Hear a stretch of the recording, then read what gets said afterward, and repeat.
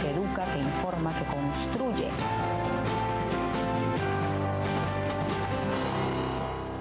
La diputada María Corina Machado me acompaña esta noche. Buenas noches y bienvenida. Gracias, Jenny. Fíjese, siempre comienzo por el tema de actualidad, pero sí quería esta vez comenzar con la parte personal, las victorias y las derrotas personales de María Corina Machado. Leía que usted realmente pudo haber tenido una vida un poco más anónima, más común, sin amenazas. Viene de una familia que ha trabajado para tener comodidades. Me preguntaba por qué tomó el camino de la política cuando quizás pudo ser una esposa a tiempo completo, una madre dedicada a la crianza exclusiva de sus hijos. ¿Por qué no tomó ese camino que quizás era el tradicional en su familia? Yo siento que nuestra generación nos tocó vivir un momento muy complejo. Primero, debo decir que cuando yo crecí, quizás lo último que yo me hubiera planteado como una posibilidad para mi vida era dedicarme a la política. ¿Por qué? Yo creo que mucha gente de nuestras generaciones crecimos con una visión muy crítica de la política y los políticos. Sentíamos que de alguna manera dedicarse a esta actividad implicaría algún tipo de concesiones en nuestros principios. Y la verdad que mi familia no es una familia de políticos, son muy trabajadores, pero no ha habido esa historia. Y la verdad es que si de algo me arrepiento es no haber comenzado antes. Creo que nuestra generación ahora ha aprendido que en el servicio público hay la posibilidad de impactar y de transformar la vida de millones de personas, de ciudadanos, y al mismo tiempo encontrar una enorme satisfacción personal en ese proceso. Yo adoro este país, adoro Venezuela. Nuestro país nos ha dado enormes oportunidades de formación y estoy absolutamente decidida que tus hijos, tu hijo, y si tienen más, los míos, todos los venezolanos puedan crecer en una nación que les ofrezca la posibilidad de desarrollar todo su potencial de oportunidades y libertades. Ahora, comenzó hace poco tiempo, como usted dice, le hubiese gustado comenzar antes, pero ha crecido desde el punto de vista político. ¿Cuáles han sido quizás, más allá de esa ganancia en su vida profesional, esas pérdidas personales que le ha dado estar en la vida política, en la vida pública, en la vida dedicada a lo que es el activismo social, ciudadano? Bueno, yo creo que en los que María Corina está ausente en la actualidad y que estuvo muchas veces ausente. Sí, bueno, yo tengo 3 hijos ahorita ya adolescentes y debo decirte que además son muchos años en esto. A veces uno mira para atrás y dice, wow, ¿cómo ha pasado el tiempo, no? Porque empezamos en el año 2001 y 2002 con Súmate y fue todo un proceso de ir descubriendo ese espacio de la actividad ciudadana, de la organización ciudadana y de ahí mi transición al servicio público, en la política. Yo creo que lo más duro, Shirley, ha sido el tiempo que no he estado con mis hijos, y yo sé que en eso me entienden muchísimas mujeres. Yo me divorcié hace muchos años, de manera que vivía sola con mis 3 hijos, y ese tema de perderme en un partido de fútbol, hasta una cita con el médico, hasta una fiesta, a veces una cita con la maestra, y ahí entraba ese conflicto de la mamá y la profesional y la servidora pública, y al mismo tiempo yo decía, bueno, pero estoy haciendo esto por mis hijos. Sí, pero ellos están pagando un costo muy alto por ello. Y, oye, me recuerdo una vez que perdí un juego de fútbol y yo le había prometido a Enrique, mi niño menor, que yo llegaba, yo venía manejando de Cojedes, iba a llegar a tiempo, y me agarró una tranca allí bajando de Tazón y no llegué. Y tú no te imaginas el dolor que eso me generó, ¿no? ¿Cómo lo manejan sus hijos? Por ejemplo, cuando usted ha tenido que estar en un lugar o en algún momento que ha tenido que discutir, como lo que le pasó en la Asamblea Nacional, ¿cómo maneja un hijo cuando su madre llega a su casa golpeada? Si tú me preguntas a mí cuál ha sido el momento más difícil de todos estos años, fueron esos instantes al llegar a mi casa esa noche.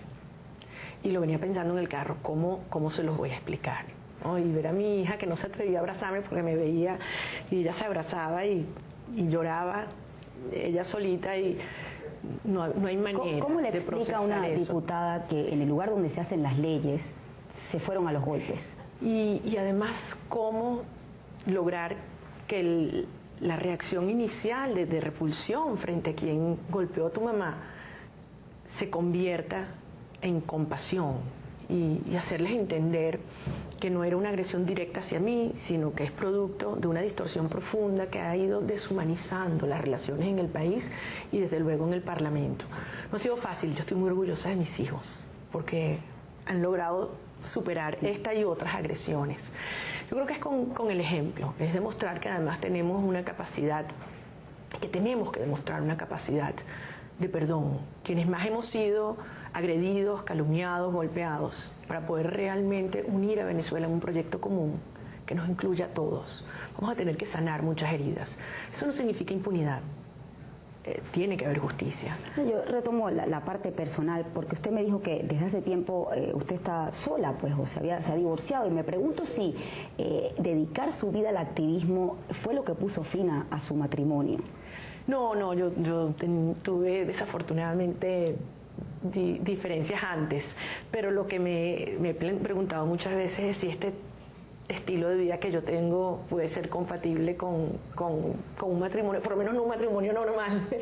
Definitivamente. ¿Tiene pareja en la actualidad o dedica todo el tiempo a eso? No, sí la tengo, que padece de las consecuencias de la dinámica de nuestro trabajo, pero al mismo tiempo es una persona que comparte esta pasión y esta obsesión por Venezuela. Entonces él también entiende que a veces, no sé si a ti te pasa, cuando te tomas unos días de vacaciones, que la gente te dice, bueno, te tienes que desconectar para descansar. Yo no me quiero desconectar.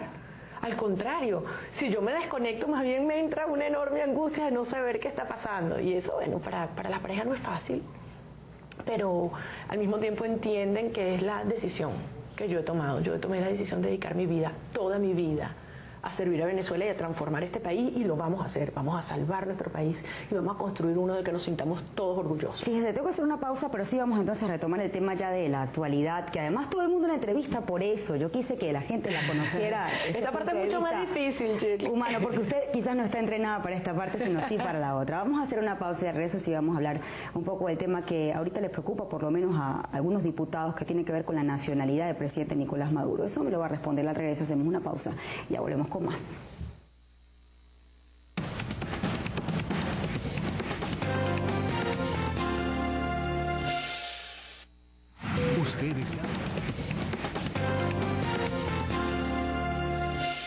María Corina Machado es mi invitada esta noche. Diputada, vamos a hablar del tema que es actualidad, tiene que ver con la nacionalidad del presidente Nicolás Maduro. Fíjense, me llama la atención, este fin de semana Pablo Medina trató de emitir una acción ante el Tribunal Supremo de Justicia para obligar al presidente Nicolás Maduro a que mostrara su partida de nacimiento. Me llama la atención que los candidatos que obtuvieron menor cantidad de votos en las primarias consideran que sí es relevante tocar este punto, pero no es la opinión de toda la oposición. ¿Por qué? ¿Por qué ustedes consideran que sí es relevante tocar el tema de la nacionalidad? Bueno, en primer lugar, porque la Constitución hay que cumplirla siempre y toda. Y el artículo 41 de la Constitución es muy claro, cuando dice que para ejercer la presidencia de la República hay que ser venezolano por nacimiento y sin doble nacionalidad. Y la verdad es que la situación es muy confusa, porque el gobernador Vilma Mora dijo que el señor Maduro había nacido en el Palotal, en el estado Táchira. El señor Jagua dijo que había nacido en el Valle. El señor Maduro dijo en una oportunidad que él había nacido en los Chaguaramos, y Tibisay Lucena que nació en la Candelaria. Entonces, hay serias dudas acerca de los orígenes del señor Maduro y indicios muy claros de que tenga una doble nacionalidad, con lo cual simplemente no puede ejercer la presidencia de la República. Ahora, usted estuvo en la casa, en Cúcuta, en la casa de quien supuestamente vivió allí, la tía del presidente Nicolás Maduro. ¿Hay indicios de esa versión que algunos de ustedes, algunos diputados y otros venezolanos piensan que el presidente Nicolás Maduro es de nacionalidad colombiana? Mucho más que indicios, mucho más que indicios. ¿Qué decían los vecinos?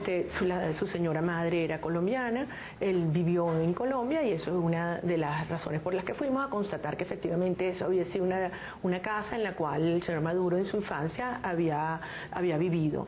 Y efectivamente varios vecinos ratificaron la información que ya había sido difundida difundida por diversos medios colombianos. Estuvimos en la Casa Verde, los diputados de la movida parlamentaria, porque nosotros, desde la casa natal del libertador Simón Bolívar, donde sí sabemos que nació Bolívar, con nuestras partidas de nacimiento en mano, constituimos la Comisión para la Defensa de la Soberanía, el territorio y la nacionalidad, y nos comprometimos a llegar a la verdad acerca de la nacionalidad del señor Maduro, porque es un mandato que la Constitución nos da. Ahora, pero hay una división quizás profunda entre la opinión de la relevancia o no con relación a este tema en los sectores de la oposición, porque hay sectores de la oposición que no consideran relevante, como ustedes, tocar este tema. No, Shirley, yo lo que diría es que el país tiene problemas tan serios. Estamos enfrentando la peor crisis económica de las últimas décadas, cuando el precio del petróleo está en nivel récord. Hace 4 años las reservas, menos de 4 años, a finales del 88, las reservas líquidas eran de 32.000 millones de dólares. En este momento son menos de 800 millones de dólares. Estamos hablando de una inflación que puede superar el 50%, una relación entre el dólar oficial y el paralelo que puede ser de 8, de 9 a 1.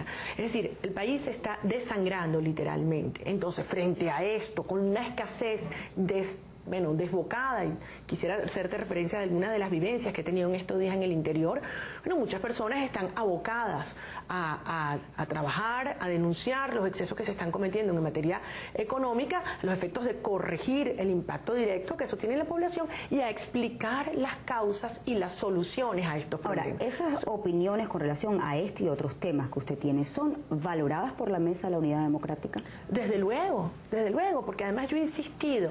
Mira, en la Mesa de la Unidad concurrimos personas que tenemos distintas experiencias, distintos puntos de vista. Yo siempre insisto que unidad no es unanimidad, tenemos un propósito común, pero se funciona con pluralismo, porque esa es la democracia. Y además hay una distribución de tareas. No todo el mundo puede estar haciendo lo mismo ni diciendo las mismas cosas. Lo importante es estar orientado en una misma dirección. Y en el Parlamento hemos creado este grupo que llamamos la Movida Parlamentaria, que hemos profundizado en temas como la tragedia de Amuay y hacer justicia sobre las víctimas, el colapso eléctrico y temas fundamentales como el tema del territorio, en particular del Esequibo, la actitud absolutamente irresponsable. Es más, yo la he llegado a calificar de traición a la patria por parte de la Cancillería y el señor Maduro con relación a este derecho y estos intereses que Venezuela tiene sobre la soberanía en reclamación. Usted hablaba de la pluralidad en la unidad. Lamentablemente hubo una grabación que se difundió de forma ilegal de unas declaraciones, una conversación privada que se tuvo con el historiador Germán Carrera Dama. Este es un espacio público y creo que sí se lo puedo preguntar. ¿Cuál es su opinión con relación al trabajo de la Mesa de la Unidad en la actualidad? ¿Cómo cree usted que Enrique Capriles manejó la coyuntura política y la actitud que tuvo Ramón Guillermo Velero? Yo lo dije en su momento y además lo he hablado con total franqueza con Enrique, con Ramón Guillermo Velero y además con todos los miembros de la Mesa de la Unidad. Yo siento que cuando tú enfrentas un régimen que no es una democracia, yo lo califico el régimen actual como una neodictadura, un régimen totalmente autoritario que se disfraza de formas democráticas, queda demostrado que no basta ser mayoría y ganar elecciones, hay que hacer otras cosas, tenemos que movilizar a los ciudadanos. Ahí la voy a detener. ¿Cuáles otras cosas se pueden hacer desde el punto de vista constitucional? Eso me lo va a responder al regreso. Hacemos una pausa y ya volvemos.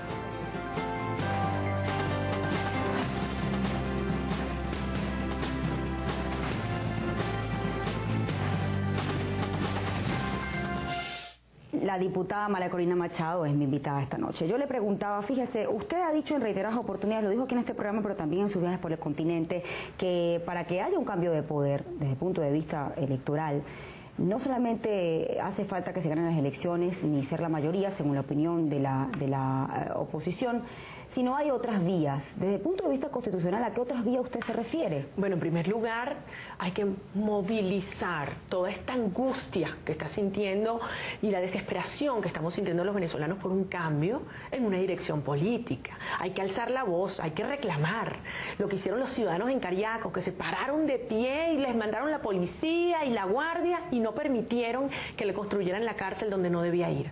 O los trabajadores de Sidor y la CBG, que les mandaron a continuar y bajar la cabeza sin reconocer sus derechos y su contratación colectiva y con dignidad lograron hacerse respetar. Son esas señales de una sociedad que está despertando, Shirley, y que entendemos que el 8 de diciembre hay una elección entre el señor Maduro y el cambio que queremos para Venezuela. El cambio que queremos los venezolanos y un cambio que lo queremos ya. Y es ya. No es como dijo el señor Ramírez ayer, Rafael Ramírez, que dijo que para resolver los problemas del país ellos le hacían falta 50 años. 50 años, Shirley, ¿qué edad te va a tener tu hijo? 52. Pero cuando otros señores hagan su tarea. Por Dios, no, pero es que mira, este señor Ramírez, que está quebrando PDVSA, ahora lo encargan de toda la economía. ¿Para dónde vamos? Mira, yo estuve 2 días en Falcón esta semana. Llego a Punto Fijo y iba a una reunión con boneros y trabajadores de la economía informal y me he encontrado una cola de más de 350 personas porque en el automercado de los chinos había llegado el papel higiénico. 4 horas bajo el sol. Sigo hacia Coro, el Hospital Central de Coro no puede atender porque no tienen anestesia. Y sigo hacia Bajuro y después hacia Mauroa y me he encontrado en Mauroa una protesta que se te parte el corazón. La gente de Mauroa tiene más de 1 año sin agua. Los trabajadores, los que conducían los camiones cisternas, más de 8 meses sin que la gobernación les pague, trancando las calles desesperados. Y me decía, María Corina, es que nadie nos escucha. Fíjese, diputada, yo tengo que despedirme, queda poco tiempo, pero en el 2004, en agosto del 2004, usted fue una de las promotoras de la tesis de que hubo fraude y que no había o había poca fiabilidad en el sistema electoral venezolano. No es diferente el discurso que tiene con relación a lo que sucedió en abril. Aún así, usted llama a votar. ¿Por qué participa si no confía en el sistema electoral venezolano? ¿No es una contradicción? No, nosotros tenemos muchos años advirtiendo acerca de las irregularidades que comete el Consejo Nacional Electoral y con el paso de los años más y más personas nos han dado la razón, mucho más después del 14 de abril. Lo que estamos planteando es que de cara a estas elecciones, el voto como ejercicio de la soberanía, como lucha y como protesta, tiene que ir acompañado de ese espíritu que ese día, no para demostrar que somos mayoría, Shirley, porque ya sabemos que somos mayoría, porque eso ya lo demostramos el 14 de abril, sino para hacernos sentir y para enviar un mensaje claro y contundente a Miraflores y a La Habana, que queremos un cambio de gobierno para que Venezuela pueda prosperar. Tengo que despedir. ¿Usted tiene aspiraciones presidenciales? ¿Todavía aún siente que tiene la oportunidad, la esperanza en algún momento, cuando hayan elecciones, ser la primera presidenta de Venezuela? Claro. Por supuesto, yo quisiera tener ese honor y la verdad es que creo que todavía tengo muchos años por delante para llevar adelante ese trabajo, ¿tú no crees? Yo me reservo comentario para cuando sean las próximas elecciones. Gracias para cuando venga ahorita el negro, tú me lo dices. Gracias por habernos acompañado esta noche, gracias a ustedes por habernos acompañado. Gracias. Hasta mañana. Gracias.